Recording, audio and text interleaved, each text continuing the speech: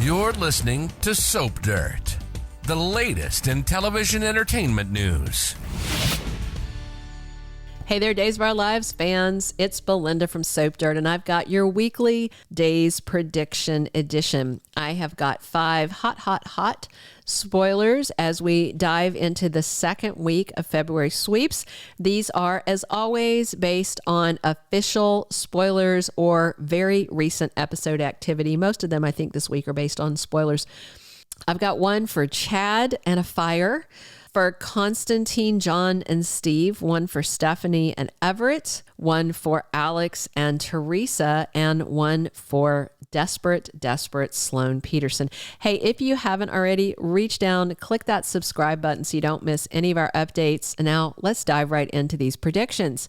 My first prediction, Chad DiMera is the reason the Horton House is burned down. So we do know the Horton House is burned. I don't know if it's burned completely down, but it's definitely fire damaged. I hope it's not burned down. We saw that in the Day of Days promo. I know a lot of people hoped that it was some kind of nightmare or something, but no, it looks like the real deal. And in this week's Days promo, there's somebody in a black mask, a balaclava. They're creeping into the Horton house. You can't really tell who it is at a glance, but whoever it is, and I have a couple of ideas, but whoever it is, I think they're there to set the house on fire at Clyde's request. And I think it's because Chad goes over to Statesville Prison, gets into a confrontation with Clyde, and Clyde decides to punish Chad for the Spectator coverage of the drug ring. Clyde, no doubt, knows that Chad lives there with his kids, you know, with elderly family members. And I think Clyde would think it was funny to, you know, burn down a family home, burn down a venerable institution. You know, that house means a lot, not just the Days of Our Lives fans, but the characters on the canvas in Salem. So I definitely think the Horton House fire is because of Clyde. And I think Chad confronts him, and that's what provokes it. Although Chad is in no way to blame, Clyde is to blame. So the spoilers for this, Tuesday the 6th, Chad and Everett go see Clyde, and then Chad and Clyde get into it at the prison. My second prediction is that Constantine Maroulis wants to use John, aka the pawn, to take out Steve. So Steve keeps prodding Constantine. He has talked to Kayla about this. You know, Maggie got a little annoyed the other day because I think she walked up on Steve and Constantine and kind of misread the situation. Constantine is the bad guy in this equation. He also knows that Patch was in Greece and involved with John as the pawn back then. I think Constantine knows that Steve is keeping secrets, and Constantine is going to take John for a little test drive. So the spoilers for this prediction are based on this week's promo and Monday the 5th. Constantine uses the pawn card to activate John and tests him by telling him to kill himself. And John puts the gun to his head and he's ready to do it. But at the last minute, Constantine calls him off because he's got bigger plans that he wants to use John for. And I believe he is going to want to use John to take out Steve Johnson, who is an ongoing problem for Constantine. But at the same time, there's spoilers saying Steve wants to take out Constantine. So I think it's going to be a race to see who gets who, right?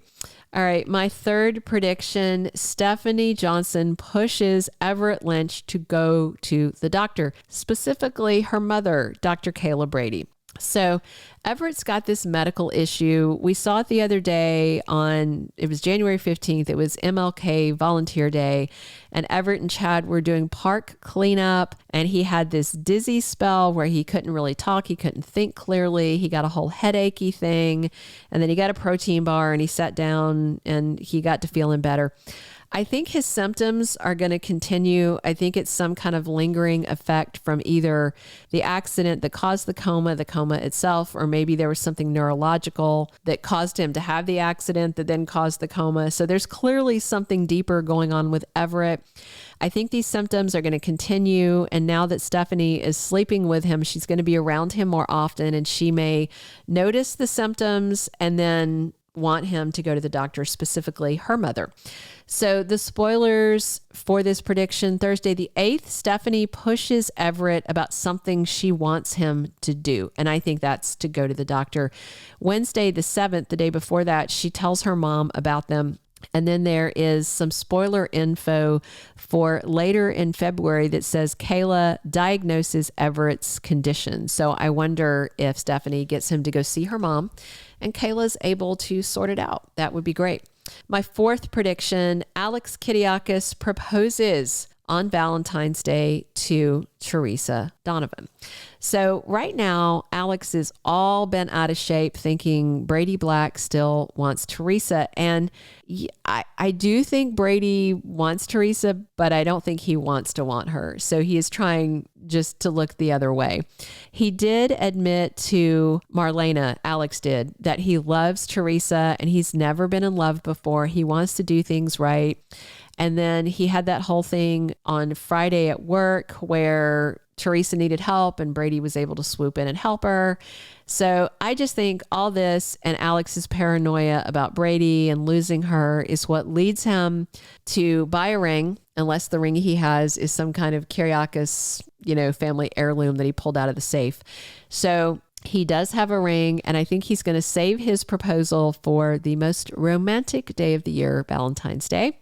The spoilers that tie to this prediction, Friday the 9th, Teresa spends time with Alex and opens up to him about addiction. So they're getting closer.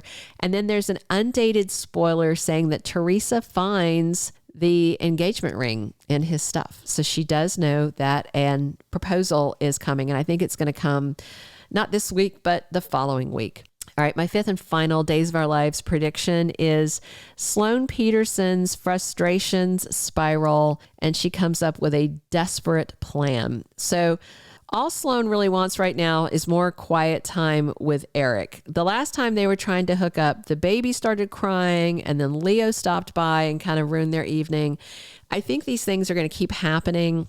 And Sloan sees not only will Leo never leave her in peace as long as she has baby Jude, but also Sloan's starting to see she's just not cut out to be a mom. She's not really, I don't think, bonding with baby Jude that much. What she likes is seeing Eric happy having a baby. I don't know how much Sloan likes having a baby. She wants to be able to fool around with her hot husband and have wine and do what she wants. And the only reason they have this baby is because Eric wanted a baby. That's the only reason she was open to having a baby when she got pregnant, So I suspect that her frustrations are just building up. Her frustrations with Leo, with being woken up by the baby, with not getting all the quality time she wants with Eric. And I think she's going to reach her breaking point and start developing a plan to give the baby back to Nicole. And I did a standalone video on how I think she could actually get away with it, but I think we are getting closer to when she hits a breaking point and is going to have to develop some kind of strategy because she can't live like this anymore, and she doesn't want the baby in her life because she can't live with it. So spoilers for Thursday the 8th say Sloan can't wait to spend a quiet night at home with Eric, but things go awry. And just based on, the things she was saying and doing with Leo last week. So those are all the Days of Our Lives predictions I have for the next week and beyond. Please share your comments, whether you agree, disagree, think the storyline's going somewhere else. That's fine. I love talking days with you guys, and I'm here talking days with you 7 days a week. This is Belinda from Soap Dirt, and please click subscribe if you haven't already. It helps the channel so much. Thanks for listening. Thank you for being a loyal listener. Follow us wherever you get your podcast, because you don't want to miss the next episode. Soap Dirt is on all the major podcast platforms, including Apple Podcast, Spotify, iHeartRadio, and more.